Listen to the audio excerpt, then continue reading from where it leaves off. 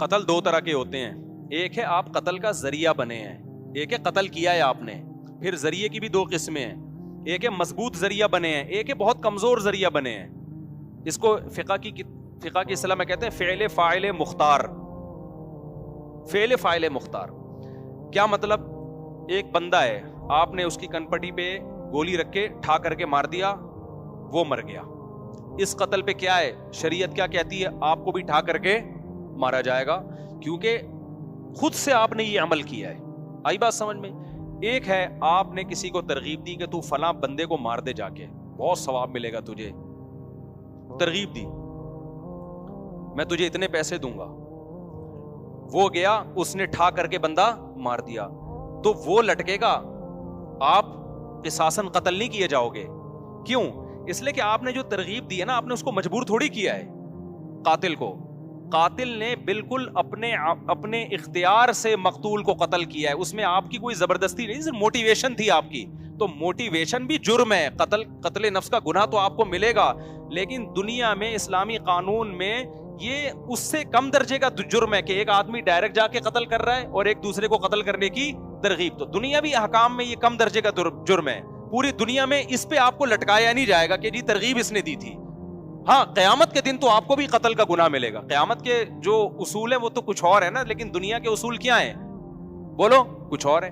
تو ترغیب کا تو گناہ ملے گا, اس پہ آپ کو عدالت چترول بھی لگا سکتی ہے, قید بھی کر سکتی ہے, سزا دے کے پھر چھوڑ دے گی, کیونکہ آپ نے بھائی اس کو صرف موٹیویشن کی ہے نا. کرنے والا کون ہے؟ وہ بندہ ہے. آئی بات سمجھ میں؟ تیسری صورت کیا بنتی ہے؟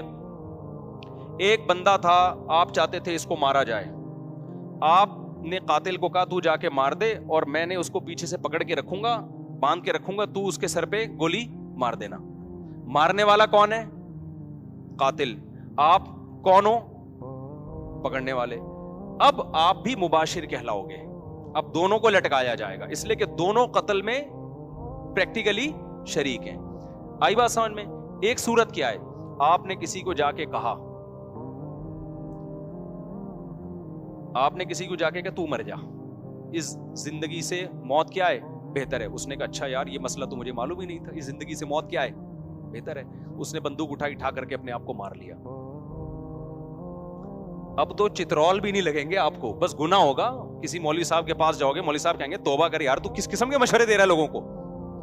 اب دنیا کی کوئی عدالت یا اسلامی عدالت قاتل کو لٹکا سکتی ہے جس نے مشورہ دیا تھا؟ اس لیے کہ بھائی وہ فعل فاعل مختار, وہ آدمی خود مختار تھا, وہ نہ عمل کرتا آپ کے مشورے پر. گناہ تو ملے گا کہ آپ نے غلط مشورہ کیوں دیا, بہت بڑا گناہ ملے گا, چھوٹا گناہ نہیں ملے گا. لیکن نہ دنیا میں قتل کا کیس بنے گا, نہ آخرت میں سزا ملے گی. آپ کہہ سکتے ہو اللہ میں نے برائی کا مشورہ دیا تھا, بندے نے اپنے آپ کو ٹپکا دیا, میں نے بندوق پکڑائی اس کو, نہ میں تو پھر بھی یہ جرم ہے. ایسا نہ ہو کہ مشورے دینا شروع کر دیں آپ, لیکن لٹکایا نہیں جائے گا. اور اس سے بھی کم درجے کا جرم یہ ہے کہ آپ ایک آدمی کو ٹینشن دے رہے ہو, اور وہ ٹینشن بھی بنتی ہے, اس نے آپ کو ٹینشن دی ہے, اس نے آپ کو لاکھوں روپے کا مقروض بنا دیا. آپ گلی میں گزرتے کہتے ابے تو میرے پیسے لے کے بھاگا ہوا ہے, ابے تو میرے پیسے کب دے گا. اس ٹینشن میں آ کے اس نے اپنے آپ, اور آسان مثال کر دیتا ہوں, زید نے بکر سے 1 کروڑ روپے لے لیے اور بھاگ گیا. زید نے بکر سے قرضہ لیا 1 کروڑ اور لے کے کیا ہو گیا, بھاگ گیا. اب بکر اس کے پیچھے جہاں زید ملتا ہے, میرے پیسے کب دے رہا ہے. زید کہہ رہا ہے میرے پاس پیسے ہیں ہی نہیں, میں کیا کروں. ابے ہے نہیں ہے بھائی, یہ تیرا ہیڈک ہے, میرا ہیڈک کیا ہے, مجھے میرا پیسہ چاہیے. پھر ادھر سے آیا زید, بکر نے ادھر سے پکڑا, ابے میرے پیسے کب دے رہا ہے. زید نے کہا یار میں غریب آدمی کہاں سے دوں پیسے. ابے بھائی یہ میرا ہیڈک نہیں ہے, قرضہ لینے سے پہلے سوچنا چاہیے تھا نا. فقہا بھی بیان کرتے ہیں کہ جو قرضہ لے کے گیا اور وہ واقعی سچی مچی کا غریب ہو گیا, تو عدالت اس کو قید میں تو نہیں ڈالے گی. امام حنیفہ کا یہ موقف ہے.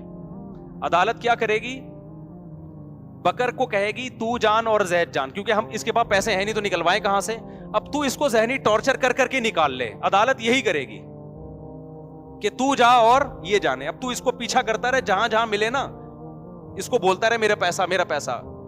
یہ تیرا حق ہے اب, کیونکہ ہم تو نکال نہیں سکتے, ہے نہیں, چھوڑ بھی نہیں سکتے, کیونکہ چھوڑ دیا تو یہ تو کما کے بھی نہیں دے گا. تو یہی قانون ہے.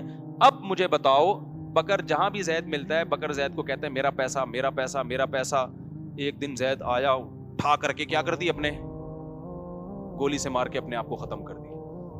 کیا دنیا میں بکر کو لٹکایا جائے گا کہ تو چونکہ اپنے پیسے کی ٹینشن دیتا رہا ہے اس وجہ سے بکر کو ہم پھانسی پہ لٹکائیں گے؟ تیری ٹینشن دینے تانے دینوں کی وجہ سے وہ غریب بیچارے نے اپنے آپ کو گولی سے مار کے ہلاک کر لیا. کوئی مشورہ دے سکتا ہے؟ بکر کیا کہے گا، وہ بھائی میرا پیسہ لے کے بھاگا ہوا تھا، میں ٹینشن بھی نہ، وہ میرا 1 کروڑ لے لیا، میں اس کو ٹینشن بھی نہ دوں. یہ کون سا مذہب ہے بھائی؟ ہم کہیں گے دیکھ تیرے ٹینشن کی وجہ سے اس نے اپنے آپ کو گولی ماری ہے، اس لیے ہم تجھے بھی چترول ماریں گے، گولی نہیں ماریں گے تو کم از کم ڈنڈوں سے کوٹیں گے ہم تجھے. تو بتاؤ یہ پاگل پنے کی باتیں ہوں گی کہ نہیں ہوں گی؟ ہم اس کو کہیں گے بھائی جان اس نے پیسے جب لیے تھے اس کو سوچنا چاہیے تھا کہ میں جب دے نہیں سکتا یا پیسہ ڈوب سکتا ہے تو میں کہاں سے دوں گا. تو اب اس نے اگر اپنے آپ کو گولی ماری ہے تو یہ اس کا اپنا عمل ہے، اس گولی میں اس کا کوئی اختیار نہیں ہے، لہٰذا بنتی ہے. اس نے آپ کو ٹینشن دی ہے، اس نے آپ کو لاکھوں روپے کا مقروض بنا دیا، آپ گلی میں گزرتے گزرتے کہتے ابے تو میرے پیسے لے کے بھاگا ہوا ہے، ابے تو میرے پیسے کب دے گا. اس ٹینشن میں آ کے اس نے اپنے آپ، اور آسان مثال کر دیتا ہوں، زید نے بکر سے 1 کروڑ روپے لے لیے اور بھاگ گیا. زید نے بکر سے قرضہ لیا 1 کروڑ اور لے کے کیا ہو گیا؟ بھاگ گیا. اب بکر اس کے پیچھے پیچھے، جہاں زید ملتا ہے میرے پیسے کب دے رہا ہے؟ زید کہہ رہے میرے پاس پیسے ہیں ہی نہیں، میں کیا کروں؟